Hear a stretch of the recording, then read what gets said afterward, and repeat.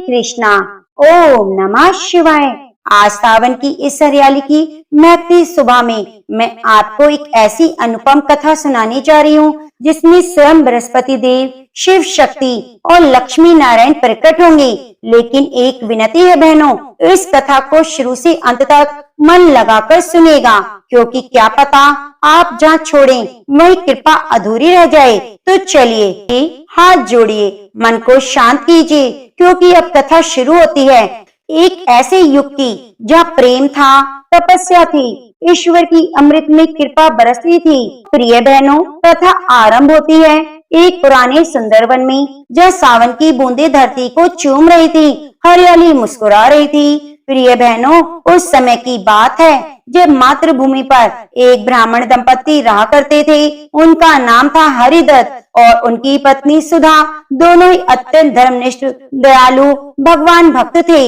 हर गुरुवार को बृहस्पति देव की पूजा करते, व्रत रखते, पीले वस्त्र पहनते, दान करते, जीवन से संतोषी रहते। परंतु एक व्यथा थी उनके जीवन में। विवाह को 15 वर्ष हो गए पर गोद में कोई संतान नहीं थी। सावन का महीना था। उस गुरुवार को सुधा ने तुलसी के सामने दीपक जलाकर बृहस्पति देव से प्रार्थना की, हे गुरुदेव, हे ज्ञान के प्रकाश, आपने सभी को दिया, आप कृपया मुझ पर भी बरसाइए। मेरी कोख सूनी है, मेरी ममता तरस रही है, कृपया करें देवगुरु, मैं सावन के हर गुरुवार व्रत करूंगी। उस दिन सुधा ने बृहस्पति देव का व्रत बड़ी श्रद्धा से किया। उस रात जब वह सो रही थी तो उसे स्वप्न में एक दिव्य प्रकाश दिखा। उस प्रकाश से प्रकट हुए देव गुरु बृहस्पति। उनकी छवि से तेज निकल रहा था सावन की बिजली की तरह दमकता हुआ प्रकाश। स्वर अत्यंत मधुर, बस तुमने जो श्रद्धा रखी वही तुम्हारा फल होगा। मैं प्रसन्न हूँ, पर मैं तुम्हें एक और परीक्षा से गुजरना होगा। इस सावन में हर गुरुवार तुम केवल शिव पार्वती की कथा सुनना और हर बार उस कथा को सुनते हुए अपनी इच्छा भगवान के चरणों में रखना, क्योंकि जहाँ बृहस्पति का व्रत होता है वहाँ शिव और पार्वती साक्षात आते हैं। सुधा ने उसी क्षण प्रण किया, अब मैं हर गुरुवार शिव पार्वती की कथा सुनूंगी, सावन में एक भी व्रत नहीं छोड़ूंगी, ईश्वर की लीला में अपने मन को समर्पित कर दूंगी। प्रिय बहनों, अब कथा बदलती है। एक स्वप्न से निकलकर उस स्थान पर जाती है जहाँ कैलाश पर्वत पर शिव पार्वती विराजमान है। माता पार्वती मुस्कुरा रही हैं, शिव जी उनके मुख की ओर देख रहे हैं, मानो प्रेम शब्दों से नहीं दृष्टि से हो रहा हो। पार्वती जी कहती हैं, हे नाथ, मुझे लगता है इस सावन में कुछ विशेष घटने वाला है। मेरा मन बार बार धरती पर जाने को कर रहा है। कुछ स्त्रियां इस समय बड़ी श्रद्धा से पूजा कर रही हैं। शिव जी मंद मंद मुस्कुराए, देवी, जब श्रद्धा प्रबल है तो देवता स्वयं आकर्षित हो जाते हैं। इस समय एक स्त्री तुम्हारे प्रेम की गाथा सुनने का व्रत ले चुकी है। पार्वती जी चौंकी, मेरे प्रेम की गाथा? शिव जी बोले, हाँ, उस स्त्री का नाम सुधा है। वह हर सावन गुरुवार तुम्हारे विवाह की कथा सुनेगी और उसके मन की श्रद्धा मुझे भी मोहित कर रही है। प्रिय बहनों, अब कथा एक नई दिशा में जाती है। सुधा हर गुरुवार अपने आंगन में तुलसी और केले के वृक्ष के पास दीपक जलाती, बैठकर कथा सुनती शिव पार्वती विवाह की। ये बहनों, वही कथा मैं आपसे साझा कर रही हूँ, जिसे सुनकर सुधा की झोली खुशियों से भर गई। जब जब सृष्टि पर अंधकार छाया, जब जब अधर्म बढ़ा, तब तब ईश्वर ने लीला रची। एक बार ऐसा समय आया जब माँ शक्ति पार्वती के रूप में जन्म लिया।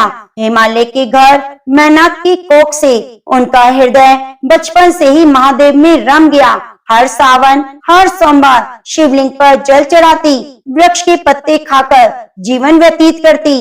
ओम नमः शिवाय। गुरुवार को लक्ष्मी नारायण की पूजा करती, शिव पार्वती के विवाह की कल्पना करती।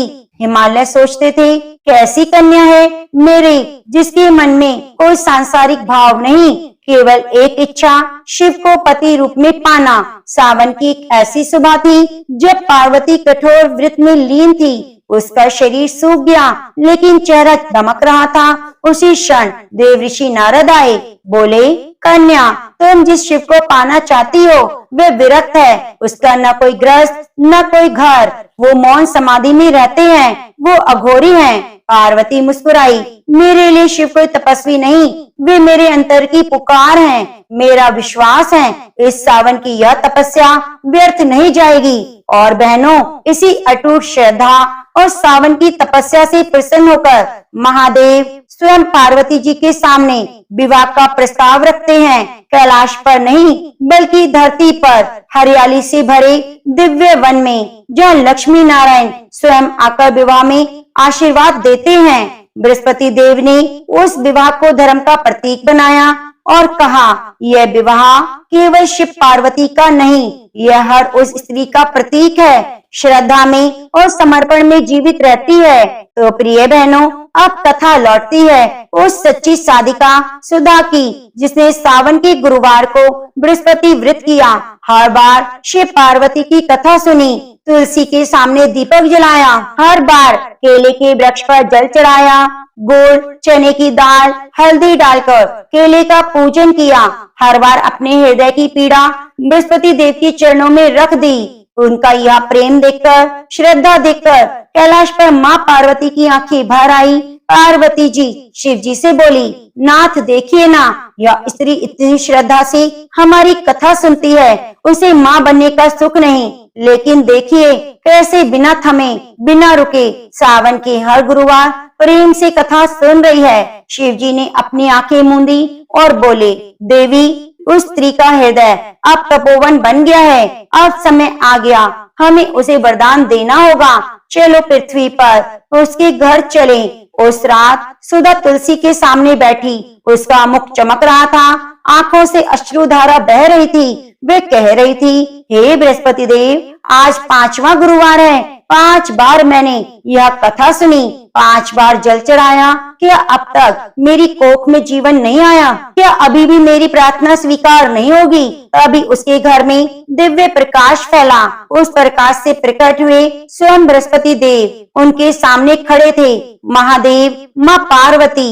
प्रिय बहनों, वो क्षण इतना पवित्र था कि सुधा की सांसें थम गई। उसने हाथ जोड़ लिए, चरणों में गिर पड़ी। उसकी आंखों से केवल प्रेम बह रहा था। पार्वती जी ने उसके सिर पर हाथ फेरा और कहा, हे सुधा, तुमने सावन के गुरुवार को केवल व्रत नहीं किया, तुमने हमें अपने मन में बसाया। यह तुम्हारी श्रद्धा का फल है। तुम्हारी कोख अब सूनी नहीं रहेगी। शिव जी ने हाथ उठाया, आशीर्वाद दिया। सुधा, अगले वर्ष इसी सावन में तुम्हारी गोद में एक दिव्य संतान होगी, जो शिव भक्ति में जन्मेगी। उसकी वाणी में माता का प्रेम होगा। बृहस्पति देव ने कहा, आज से तुम्हारा जीवन ज्ञान और प्रेम दोनों से भर जाएगा। तुम अपने जीवन की कथा अन्य स्त्रियों को सुनाना, ताकि उन्हें भी श्रद्धा का महत्व समझ आए। और बहनों, उसी वर्ष सावन की पहली बारिश में सुधा के आंगन में हंसी गूंजी। एक सुंदर बालक ने जन्म लिया। उसका नाम शिव रखा। वह बच्चा केवल माँ बाप के लिए नहीं, पूरे गांव के लिए आशा का प्रतीक बन गया। उसके जन्म के बाद गांव की कई स्त्रियों ने बृहस्पति व्रत आरंभ किया। हर वर्ष सावन में शिव पार्वती की विवाह कथा को प्रेम से सुना। शिव कोई साधारण बालक नहीं था। उसकी आंखों में शिव का तेज था, मुस्कान में पार्वती का स्नेह और वाणी में ऐसी मधुरता जिसे सुनते ही हर कोई उसके वश में हो जाए। जब वो बोलता, जैसे कथा अपने आप उसके मुख से निकलती। एक बार की बात है, गांव में एक स्त्री जिसका नाम रमा था, उसका वैवाहिक जीवन बड़ा दुखमय था। पति रूखा था, ससुराल में कोई प्रेम नहीं, आंखें हर दिन झलकती। वो सुधा के पास आई, बोली, बहन, क्या बृहस्पति व्रत सच में फल देता है? सावन की कथा केवल कथा नहीं, चमत्कार है। सुधा मुस्कुराई। उसने अपने बेटे शिव को बुलाया, कहा, बेटा, इस दीदी को वो कथा सुना दो जो तुम हर गुरुवार सुनते हो। शिव ने रमा की आंखों में देखा, फिर अपने छोटे हाथों से तुलसी को स्पर्श किया। बोला, बृहस्पति देव कोई जादू नहीं करते, यह तो बस मन की थाली देखते हैं जिसमें श्रद्धा, भक्ति और प्रेम हो, जहाँ वो स्वयं चलकर आते हैं। रमा ने वो कथा सुनी। हर गुरुवार तुलसी और केले के पेड़ के पास दीपक जलाती, पीले वस्त्र पहनती, हल्दी, चने की दाल, गुड़ से पूजन करती। सावन के अंतिम गुरुवार उसका पति स्वयं आकर उसे लेने आया। बोला, मुझे अब तुम्हारे बिना सब अधूरा लगता है।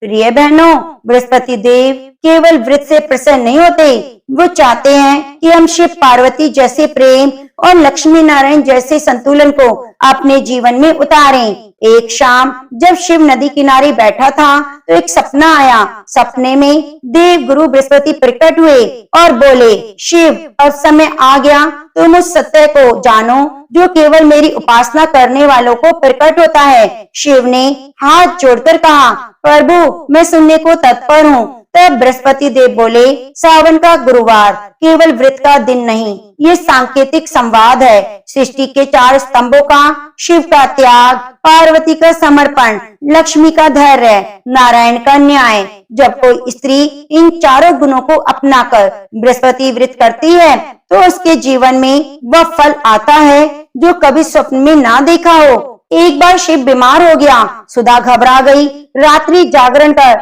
शिव पार्वती से प्रार्थना करती रही। सावन का गुरुवार था।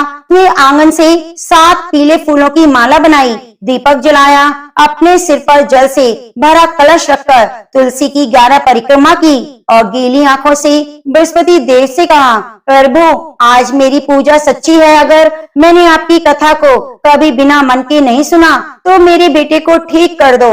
और उसी रात जैसे चमत्कार हुआ। शिव ने पहली बार आंखें खोली, मुस्कुराया, माथा ठंडा हो गया। बोला, माँ, बृहस्पति देव ने कहा है जिस माँ ने सच्ची श्रद्धा से व्रत किया उसका बेटा कभी दुख नहीं पाएगा। तो प्रिय बहनों, आप कथा प्रवेश करती है उस अनुपम क्षण में जहाँ स्वयं लक्ष्मी नारायण प्रकट होते हैं। एक रात सावन के आखिरी गुरुवार से पहले की बात है। सुधा दीप जलाकर तुलसी के नीचे बैठी थी। उसका मन शांत था, सांसों में शिव का नाम, हृदय में बृहस्पति देव के प्रति गहरा आभार। तभी आकाश से मधुर गंध फैली, जैसे कमल के फूल आदर्श स्तोत्र बरसाने लगे हों। उसी श्वास के साथ घर के भीतर आंगन के मध्य लक्ष्मी नारायण प्रकट हुए। लक्ष्मी जी के चरणों से झड़ते थे स्वर्ण पुष्प। नारायण की दृष्टि में ऐसा था प्रेम जिसमें संपूर्ण सृष्टि का करुण भाव समाया हो। सुधा ने अपनी आंखें मसल ली। उसे विश्वास नहीं हो रहा था, लेकिन अब तुलसी की पंक्तियां स्वयं झुक गई। वह समझ गई ईश्वर ने उसके द्वार को नहीं, उसकी भक्ति को खोल दिया। लक्ष्मी जी मुस्कुराई, बोली, सुधा हम तुम्हारी भक्ति से आकर्षित होकर यहाँ आए हैं। बृहस्पति देव की कृपा से तुम्हारा जीवन पवित्र हो गया, लेकिन अब समय है एक और रहस्य को जानने का। सुधा हाथ जोड़कर बोली, माता मेरी कथा में और क्या शेष है? मैंने तो सब कुछ पाया, मेरा शिव, मेरा घर, मेरा प्रेम, मेरी शांति। तभी नारायण बोले, सावन के गुरुवार में केवल इच्छा पूर्ति नहीं होती, यह तो समय होता है धर्म को आगे बढ़ाने का। कथा तुमने सुनकर पाई, वही कथा दूसरों को सुनाने का समय आ गया है। नारायण बोले, हे सुधा, तुम्हें हर गुरुवार गांव की स्त्रियों को कथा सुनानी होगी, उनके जीवन में आशा भरनी होगी। ये तुम्हारा कर्म होगा, इसी से तुम्हारी संतति आगे बढ़ेगी, जो तुम्हारे जैसे सैकड़ों घरों में रोशनी बनकर आएगी। सुधा की आंखों से आंसू बहने लगे। वो आभार, आनंद, समर्पण के आंसू थे। लक्ष्मी जी ने कहा, हर स्त्री जो इस कथा को सावन में सुनेगी उसका घर धन संतोष से भर जाएगा, लेकिन शर्त यह होगी कि कथा को केवल सुनो नहीं, जीवित भी करो। अपने मन के अंदर शिव पार्वती जैसा प्रेम, लक्ष्मी नारायण जैसा विश्वास। तो प्रिय बहनों, शिव बड़ा हो गया, उसकी मुख पर गंभीरता थी, मन में अपार शांति। उसने गांव में एक कथाशाला बनाई जहां हर गुरुवार स्त्रियां और बच्चे एकत्रित होते। वह केवल एक कथा होती, शिव पार्वती का विवाह, बृहस्पति देव की महिमा। प्रिय बहनों, स्त्रियां जो जीवन से हार चुकी थी, जिन्हें संतान नहीं थी, पति का प्रेम नहीं था, जिन्हें संतान नहीं थी, प्रेम खो चुकी थी, वे इस कथा को सुनकर हर गुरुवार पीले वस्त्र पहनकर आना शुरू कर देती हैं। शिव की जुबान से कथा सुनती हैं तो लगता है जैसे स्वयं बृहस्पति देव बोल रहे हों। फिर एक दिन शिव ने कहा, माताओं बहनों, इस सावन के आखिरी गुरुवार को हम सब एक साथ तुलसी के चारों ओर दीप जलाएंगे। केले के वृक्ष के नीचे कथा होगी, वहाँ केवल एक काम होगा, शिव को अपने घर बुलाना, श्रद्धा से, प्रेम से, सच्चाई से। उस दिन गांव के हर घर में दीप जले, हर आंगन से मंत्र गूंजे। कथा का स्वर ऐसे गुंजायमान हुआ कि स्वयं कैलाश पर बैठे शिव पार्वती लक्ष्मी नारायण ने मुस्कुराकर एक दूसरे से कहा, देखो सावन की हरियाली अब केवल वृक्षों में नहीं बल्कि हृदयों में खिल गई है। तो चलिए इस मधुर बिंदु से आगे बढ़ते हैं।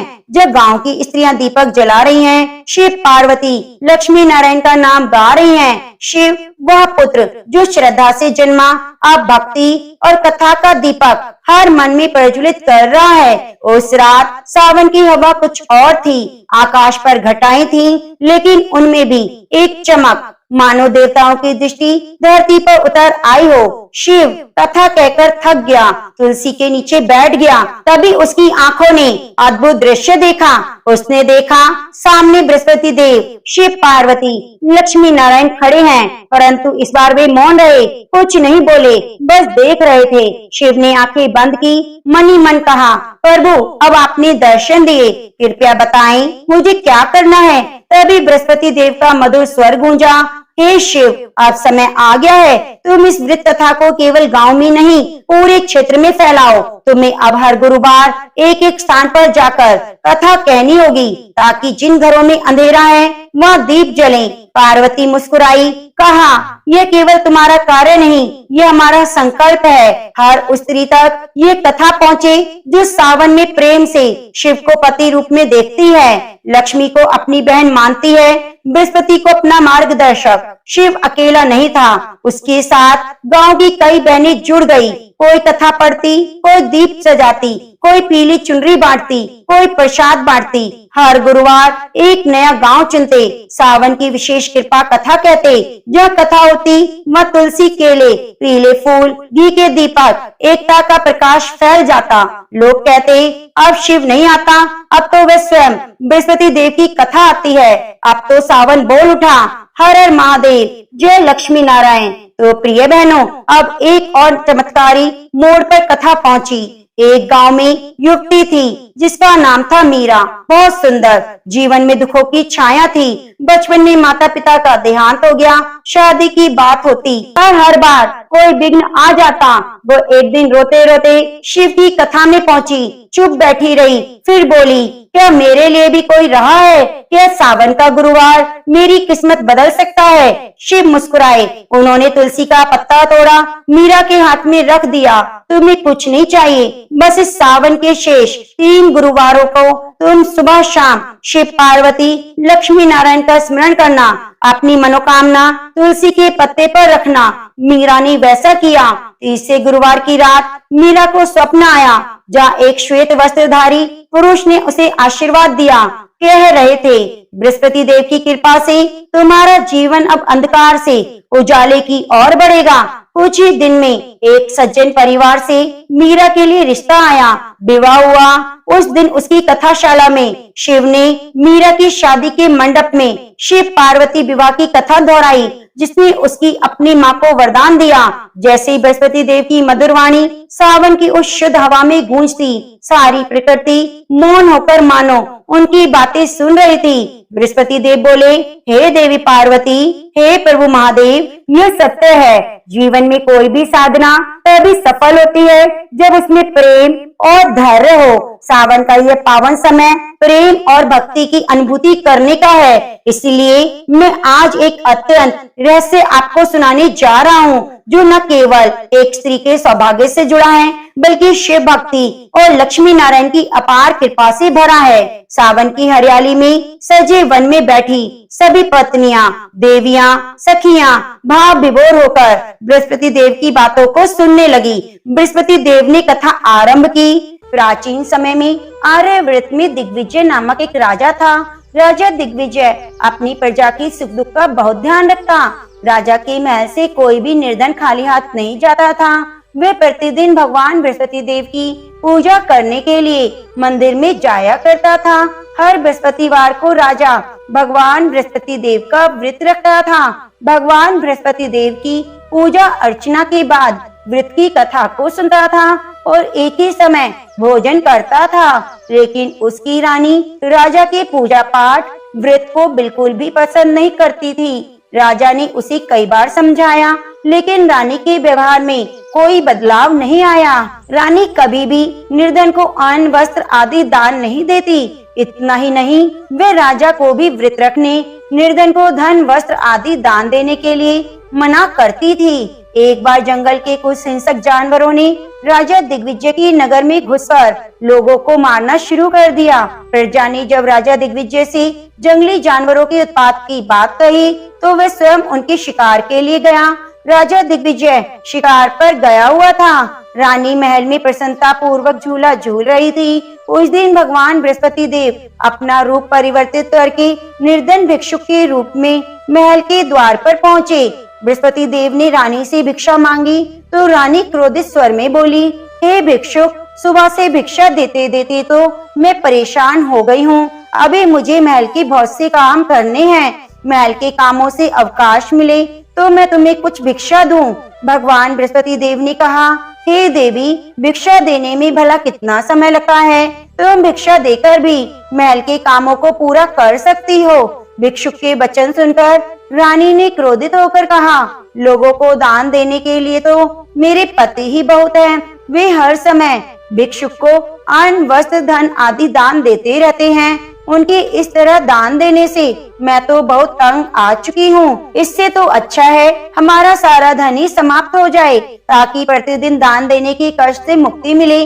रानी की बात सुनकर भगवान बृहस्पति देव मन ही मन मुस्कुराते हुए बोले, हे रानी, भगवान तुम्हारी ये इच्छा अवश्य पूरी करेंगे। तुम इस समस्या से छुटकारा पाना चाहती हो तो बृहस्पतिवार को सुबह सूर्य उदय से पहले मत उठना।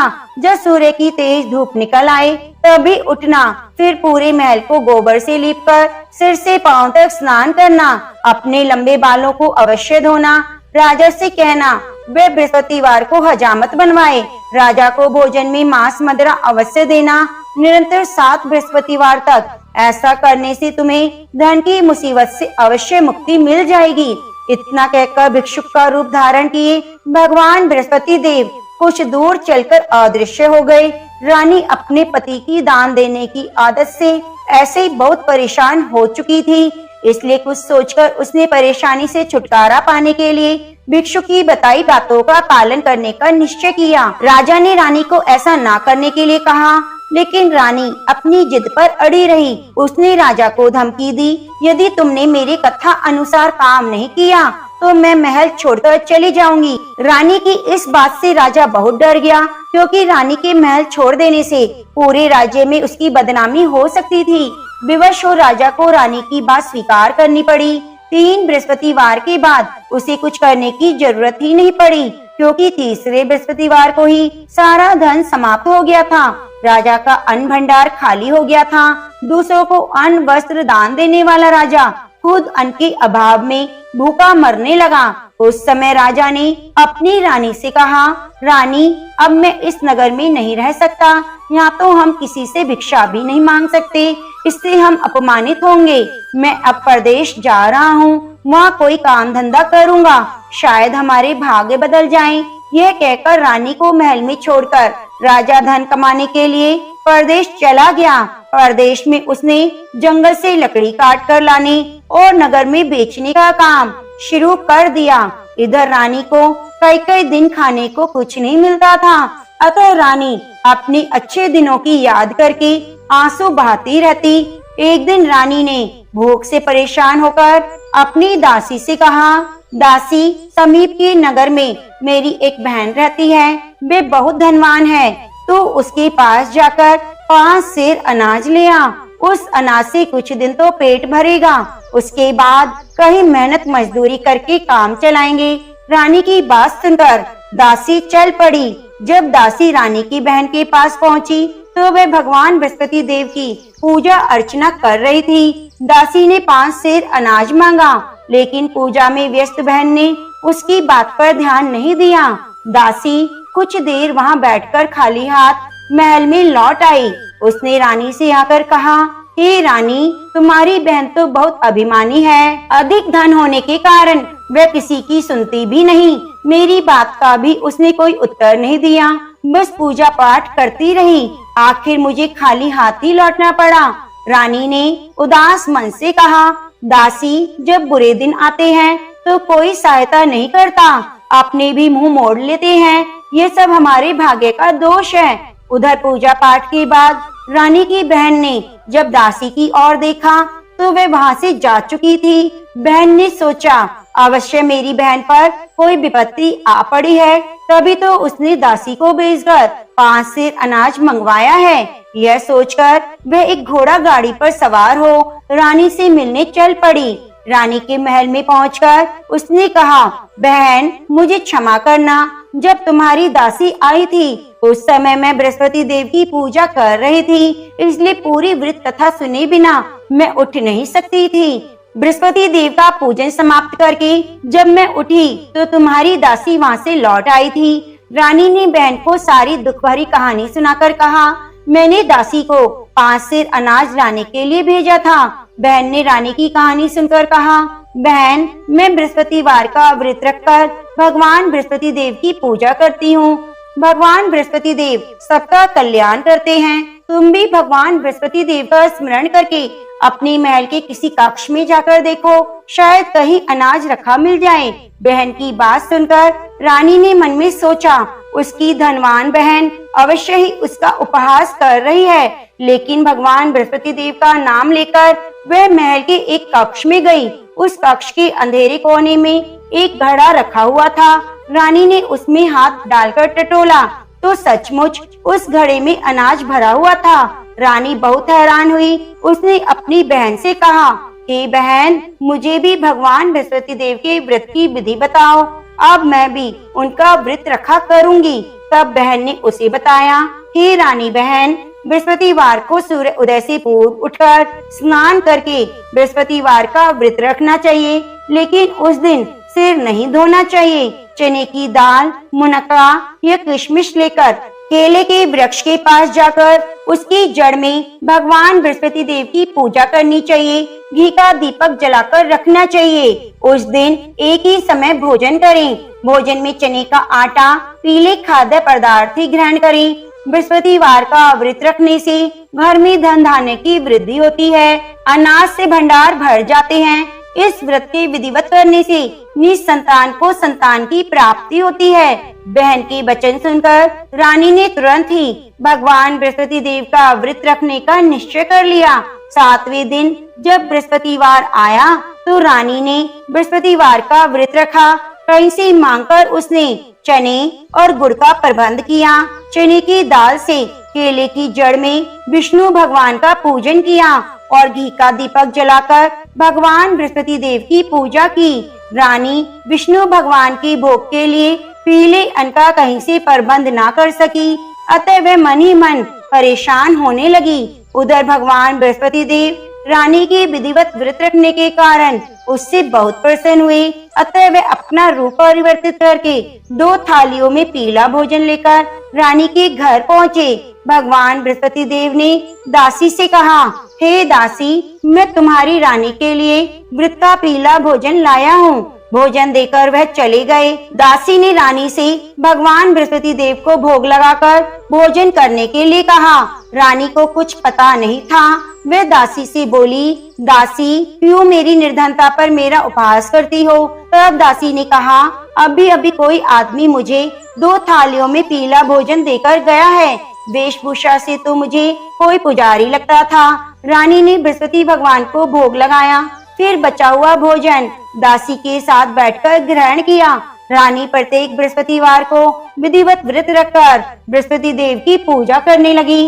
रानी की व्रत रखने से भगवान बृहस्पति देव बहुत प्रसन्न हुए। रानी के महल में धन की वर्षा होने लगी। कुछ ही दिनों में रानी के पास काफी धन एकत्रित हो गया। उसकी अन्न के भंडार भी भर गए। इतना सब कुछ होने से रानी पुनः पहले की तरह आलसी और अभिमानी हो गई। एक दिन रानी ने किसी भिक्षुक को आलस्य के कारण खाली हाथ लौटा दिया तो दासी ने कहा, रानी जी, आप फिर पहले की तरह धन संपत्ति पाकर आलसी हो गई हो। निर्धन को अपने द्वार से खाली हाथ लौटाना अच्छा नहीं होता। भगवान बृहस्पति देव की अनुकंपा से हमें अत्यधिक धन और अन्न मिला है, इसलिए आलस्य छोड़कर हमें निर्धनों को दिल खोलकर दान देना चाहिए। दान देने से आपके परिवार का नाम होगा और भगवान बृहस्पति देव प्रसन्न होकर आपका कल्याण करेंगे। दासी की बात सुनकर रानी ने निर्धनों को फिर से दान देना शुरू कर दिया। कई निर्धन ब्राह्मणों को दान देकर उनकी कन्याओं के विवाह में सहायता की। रानी की सब जगह प्रशंसा होने लगी। धन संपत्ति मिलने के बाद रानी को राजा की याद सताने लगी। रानी ने एक दिन दासी से कहा, दासी, पता नहीं मेरे स्वामी प्रदेश में किस हाल में हो गए, मुझे अब उनका पता लगाना चाहिए। रानी ने पूजा के समय भगवान बृहस्पति देव से प्रार्थना की कि उसके पति को जल्दी घर लौटने का स्मरण कराएं। उसी रात भगवान बृहस्पति देव प्रदेश में रह रहे राजा दिग्विजय के स्वप्न में आकर बोले, हे राजन, तुम अपने नगर को लौट जाओ, तुम्हारी रानी तुम्हें याद कर रही है। राजा सुबह उठकर लकड़ियां काटकर लाने जंगल की ओर चल पड़ा। जंगल से गुजरते हुए वह सोचने लगा कि रानी की गलती से उसे कितने दुख भोगने पड़े हैं। राजपाट छोड़कर प्रदेश में आकर रहना पड़ा है। जंगल से लकड़ियां काटकर नगर में बेचकर गुजारा करना पड़ा। उसी समय बृहस्पति भगवान एक सन्यासी के वेश में राजा के पास पहुँचे। भगवान ने राजा से पूछा, हे लकड़हारे, तुम किस चिंता में डूबे हुए हो?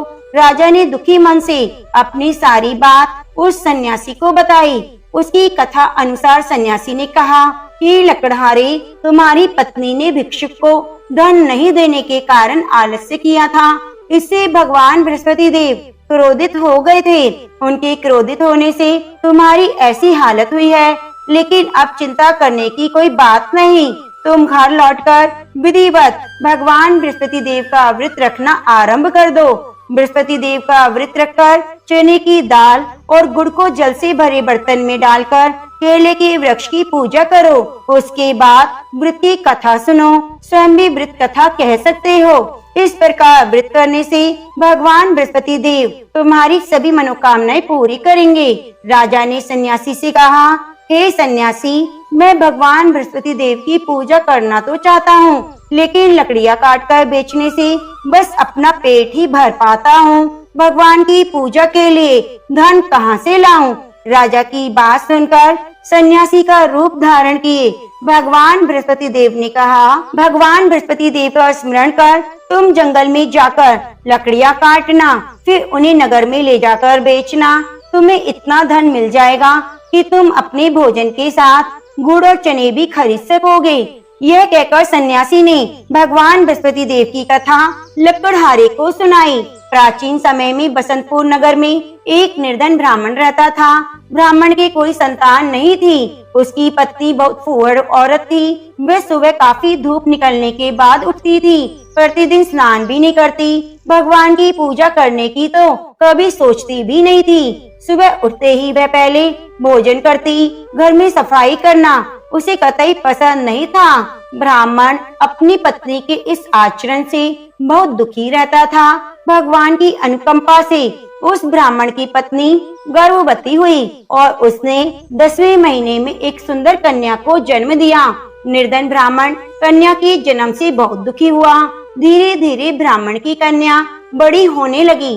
बचपन से ही उस कन्या की रुचि भगवान विष्णु की पूजा में थी। वह प्रातः उठते ही स्नान आदि करके भगवान विष्णु की पूजा करने मंदिर में जाती थी। बृहस्पतिवार को व्रत रखकर विधिवत पूजा पाठ करती थी। फिर पढ़ने के लिए पाठशाला जाती थी। घर से चलते हुए वह मुट्ठी भर जौ लेकर जाती और रास्ते में थोड़े थोड़े जौ गिराती जाती थी। जब वह पाठशाला से घर लौटती तो जौ के दाने सोने में बदले हुए मिलते। लड़की सभी सोने के दाने बीन लाती थी। एक दिन जब वह सोने के दानों को साफ कर रही थी तो उसकी माँ ने कहा, बेटी, सोने के दाने साफ करने के लिए सोने का सूप होना चाहिए। अगले दिन बृहस्पतिवार था। उसने भगवान बृहस्पति देव की पूजा करते हुए प्रार्थना की, हे भगवान, यदि मैंने आपका व्रत विधिवत किया हो तो मुझे सोने का सूप दे दो। भगवान बृहस्पति देव ने उसकी मनोकामना पूरी करने का वचन दिया। पाठशाला से लौटते समय उसे रास्ते में एक सोने का सूप पड़ा हुआ मिला। घर लौटकर सोने का सूप अपनी माँ को दिखाकर वह सोने के दाने साफ करने लगी। उस सुंदर लड़की को सोने के सूप में जो साफ करते देखकर राजकुमार उस पर मोहित हो गया। महल में लौटकर राजकुमार ने राजा से उस लड़की से विवाह करने की इच्छा प्रकट की, तो राजा ने ब्राह्मण को महल में बुलाकर राजकुमार से उसकी लड़की के विवाह की बात कही। ब्राह्मण शहर तैयार हो गया। धूमधाम से उस लड़की का विवाह राजकुमार से हो गया। दुल्हन बनकर ब्राह्मण की लड़की महल में चली गई। लड़की के चले जाने से ब्राह्मण फिर निर्धन हो गया। उसे कई कई दिन तक भोजन नहीं मिलता था। बहुत दुखी होकर ब्राह्मण एक दिन अपनी लड़की के पास गया। अपने पिता से निर्धनता का समाचार सुनकर उसने बहुत धन देकर पिता को विदा किया। उस धन से ब्राह्मण के कुछ दिन तो आराम से गुजर गए, लेकिन जल्दी ही सारा धन समाप्त हो गया। फिर भूखों मरने की नौबत आ गई। ब्राह्मण अपनी लड़की से धन लेने के लिए महल में पहुंचा। लड़की ने पिता की बुरी हालत देखकर कहा, पिताजी, आखिर आप कब तक मुझसे धन लेकर जीवन यापन करेंगे? आप कोई ऐसा उपाय क्यों नहीं करते जिससे आपका घर भी धन संपत्ति से भर जाए? ब्राह्मण ने कहा, मैंने तेरी माँ को बहुत समझाया, पर उसकी समझ में नहीं आता। उसका फूहड़पन नष्ट हो तो घर की निर्धनता भी दूर हो जाए। तब कुछ सोचकर लड़की ने अपने पिता से कहा, पिताजी, आप कुछ दिनों के लिए माँ को मेरे पास छोड़ जाओ। ब्राह्मण अपनी पत्नी को लड़की के पास महल में छोड़ आया। लड़की ने अपनी माँ से कहा, माँ, तुम प्रातःकाल उठकर स्नान आदि करके भगवान विष्णु की पूजा करना। पूजा करने से तुम्हारी निर्धनता दूर हो जाएगी। लेकिन माँ ने उसकी कोई बात नहीं मानी। तब क्रोधित होकर लड़की ने अपनी माँ को एक कमरे में बंद कर दिया। सूर्य उदय के समय माँ को उठाया, जबरदस्ती स्नान कराया, फिर मंदिर ले जाकर भगवान बृहस्पति देव की पूजा कराई। कुछ दिनों तक ऐसा करने से उस लड़की की माँ की बुद्धि में परिवर्तन हुआ। वह स्वयं बृहस्पतिवार का व्रत रखने लगी। उसके व्रत रखने से ब्राह्मण के घर में भगवान विष्णु की अनुकंपा से धन की वर्षा होने लगी। दोनों पति पत्नी धन धान्य पाकर आनंद पूर्वक जीवन यापन करते हुए विष्णु धाम को चले गए। लकड़हारा बने राजा ने सन्यासी से भगवान बृहस्पति देव की यह कथा सुनकर बृहस्पतिवार का व्रत रखकर भगवान विष्णु की पूजा की। उस दिन से उसके सभी कलेश दूर हो गए। लेकिन अगले बृहस्पतिवार को काम काज की अधिकता के कारण उसने भगवान बृहस्पति देव का व्रत नहीं रखा।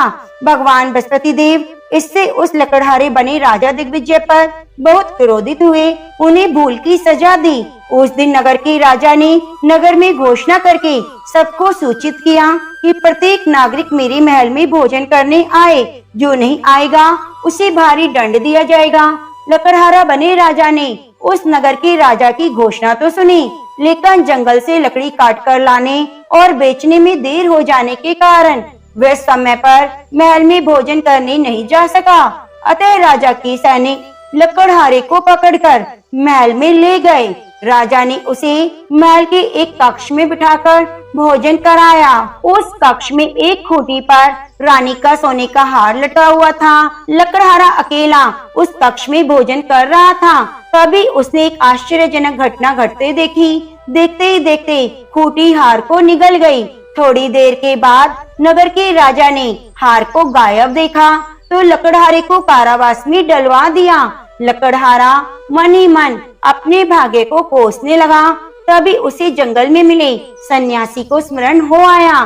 थोड़ी देर में भगवान बृहस्पति देव सन्यासी के रूप में उसके सामने प्रकट हुए और कहा, हे लकड़हारे, तूने भगवान बृहस्पति देव की पूजा नहीं की, इसी कारण तुम्हें कष्ट हुआ है। लेकिन अब चिंता मत करो, बृहस्पतिवार के दिन कारागार के दरवाजे पर पैसे पड़े हुए मिलेंगे। भगवान बृहस्पति देव का व्रत रखकर उन पैसों से पूजा सामग्री मंगाकर उनकी पूजा करोगे तो तुम्हारे सभी दुख दूर हो जाएंगे। बृहस्पतिवार के दिन दरवाजे पर पड़े मिले पैसों से चने और गुड़ मंगाकर लकड़हारे ने बृहस्पतिवार की कथा सुनाई तो भगवान बृहस्पति देव ने प्रसन्न होकर उस नगर के राजा को स्वप्न में लकड़हारे को कारागार से मुक्त करने को कहा। सुबह राजा ने अपने कक्ष में जाकर देखा तो खूंटी पर रानी का हार मिल गया। राजा ने लकड़हारे को मुक्त कर दिया और बहुत सा धन और आभूषण देकर विदा किया। लकड़हारा बना राजा उस नगर से चलकर अपने नगर में पहुंचा तो नगर में कुएं, धर्मशालाएं, बाग बगीचे देखकर बहुत खुश हुआ। राजा ने एक व्यक्ति से पूछा, ये नगर में कुएं, धर्मशालाएं, बाग बगीचे किसने बनवाए? उस व्यक्ति ने राजा को बताया, ये सब रानी और दासी ने बनवाए। राजा नगर के जिस भी आदमी से इसके बारे में पूछता तो सभी रानी और दासी का नाम बताते। राजा जब महल में पहुंचा तो रानी ने बहुत स्वागत किया। तब राजा ने निश्चय किया कि सप्ताह में एक बार तो सभी बृहस्पति देव का व्रत और पूजन करते हैं, परंतु मैं प्रतिदिन व्रत किया करूंगा, दिन में 3 बार कथा कहा करूंगा। अब राजा हर समय दुशाले में चने की दाल बंधे रहता और दिन में 3 बार बृहस्पति देव की कथा कहता। कुछ दिनों के बाद राजा को अपनी बहन की याद आई। एक दिन घोड़े पर सवार होकर राजा अपनी बहन से मिलने चला। अभी राजा नगर के बाहर पहुंचा ही था कि उसने कुछ लोगों को शव ले जाते हुए देखा। राजा को याद आया कि आज उसने किसी को बृहस्पतिवार की कथा नहीं सुनाई। राजा ने उन लोगों को रोककर कहा, भाइयों, आप शव ले जाने से पहले मेरी बृहस्पतिवार की कथा सुन लो। लोगों ने राजा पर क्रोधित होते हुए कहा, तुम पागल तो नहीं हो गए? लेकिन कुछ बूढ़े लोगों ने कहा, अच्छा भाई, साथ चलते चलते तुम अपनी कथा सुना लो। राजा ने चलते हुए आधी कथा ही सुनाई थी कि शव हिलने लगा। राजा की पूरी कथा सुनते ही शव उठकर बैठ गया। लोगों ने हैरानी से दांतों तले उंगली दबाई। अगले बृहस्पतिवार से भगवान बृहस्पति देव का व्रत रखने और कथा सुनने का निश्चय कर लिया। घोड़े पर सवार राजा चलते हुए किसान के पास पहुंचा। किसान अपने खेत में हल चला रहा था। उसे देखकर राजा ने कहा, अरे भाई, पहले मुझसे बृहस्पतिवार की कथा सुन लो। किसान झुंझुलाकर बोला, हे भाई, तुम देखते नहीं हो, जितनी देर में मैं तुम्हारी कथा सुनूंगा उतनी देर में तो मैं पूरे खेत में हल चला लूंगा। राजा निराश होकर चलने लगा। तभी किसान के बैल लड़खड़ाकर जमीन पर जा गिरे। किसान के पेट में जोरों का दर्द होने लगा। किसान की पत्नी जब खाना लेकर आई तो उसने किसान से इस बारे में पूछा। किसान ने घुड़सवार की पूरी कहानी सुनाई। किसान की पत्नी दौड़ती हुई राजा के पास पहुंचकर हाथ जोड़कर बोली, भैया, मैं तुम्हारी कथा सुनने को तैयार हूँ। राजा ने उसके साथ खेत पर पहुंचकर बृहस्पतिवार की कथा सुनाई। कथा समाप्त होते ही बैल उठकर खड़े हो गए और किसान के पेट का दर्द भी ठीक हो गया। राजा बहन के घर पहुंचा। उसकी बहुत आवा भगत हुई। अगले दिन सुबह उठकर राजा ने देखा घर के सभी लोग भोजन कर रहे हैं। किसी भूखे को बृहस्पतिवार की कथा सुनाए बिना राजा भोजन नहीं करता था। उसने बहन से कहा, बहन, क्या घर में कोई ऐसा व्यक्ति है जिसने अभी तक भोजन ना किया हो?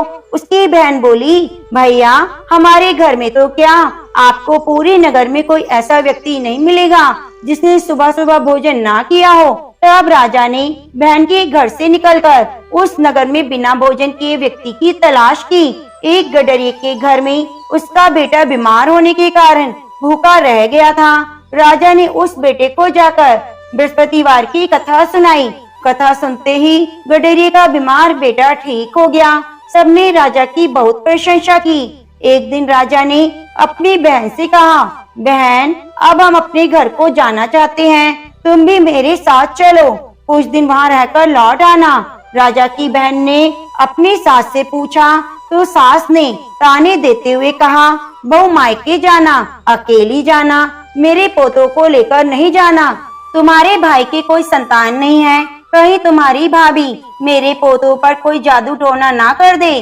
दूसरे कक्ष में बहन की सास की बात सुनकर राजा बहुत दुखी हुआ और अकेला ही अपने नगर को लौट पड़ा। जब वह अपने नगर पहुंचा तो रानी ने राजा से कहा, आप तो अपनी बहन को लाने गए थे, फिर बहन को क्यों नहीं लाए? राजा ने दुखी होते हुए कहा, रानी, हम निसंतान हैं, इसलिए हमारे घर कोई आना पसंद नहीं करता।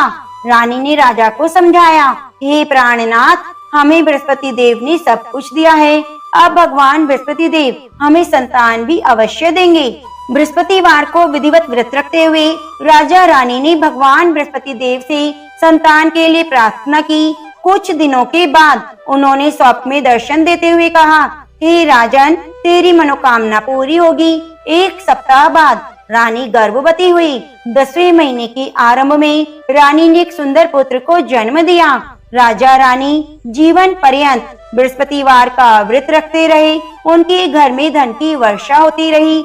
आनंद पूर्वक जीवन यापन करते हुए राजा रानी भगवान बृहस्पति देव की अनुकंपा से मोक्ष को प्राप्त कर सीधे बैकुंठ धाम में पहुंच गए। बृहस्पतिवार को विधिवत व्रत रखकर जो स्त्री पुरुष भगवान विष्णु की पूजा करता है, उसकी सभी मनोकामनाएं पूरी होती हैं। तो प्रेम से बोलिए, बृहस्पति देव की जय, लक्ष्मी नारायण भगवान की जय। शांतिकारं भुजंग शयनम पद्मनाभं सुरेशम विश्वधारं गगन सदृशं मेघवर्णं शुभांगं लक्ष्मीकांतं कमलनयनं यो विद्याने गम्यं वंदे विष्णुं भव्यहरणं सर्वलोकैकनाथं। प्रिय भक्तजनों, अब आइए सुनते हैं बृहस्पति देव की आरती। ओम जय बृहस्पति देवा, स्वामी जय बृहस्पति देवा, छिने छिने भोग लगाऊं कदली फल मेवा। ओम जय बृहस्पति देवा, तुम पूर्ण परमात्मा, तुम अंतर्यामी, स्वामी तुम अंतर्यामी, जगत पिता जगदीश्वर, तुम सबके स्वामी। ओम जय बृहस्पति देवा, चरणामृत निज निर्मल, सभी पातक की हरता, स्वामी सभी पातक की हरता, सकल मनोरथ दायक, कृपा करो भरता। ओम जय बृहस्पति देवा, तन मन धन अर्पण का, जो जन शरण पड़े प्रभु, जो जन शरण पड़े प्रभु पर कटी तभी होकर आकर द्वार खड़े। ओम जय बृहस्पति देवा, दीन दयाल दयानिधि भक्त हितकारी, पाप दोष सभी हरता, भव बंधन हारी। ओम जय बृहस्पति देवा, सकल मनोरथ दायक, सभी संशय हारी, विषय विकारी मिटाओ संतन सुखकारी।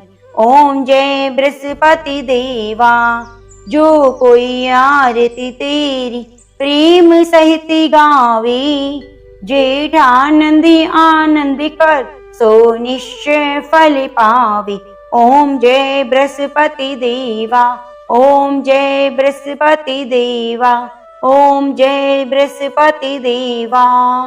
प्रेम से बोलिए, लक्ष्मी नारायण भगवान की जय। प्रिय भक्तजनों, यदि आपको हमारे द्वारा सुनाई गई कथा थोड़ी सी भी अच्छी लगी है तो कृपया वीडियो को ज्यादा से ज्यादा शेयर कीजिए, लाइक कीजिए और कमेंट करना बिल्कुल भी ना भूलिए। मिलते हैं अगली कथा कहानी के साथ।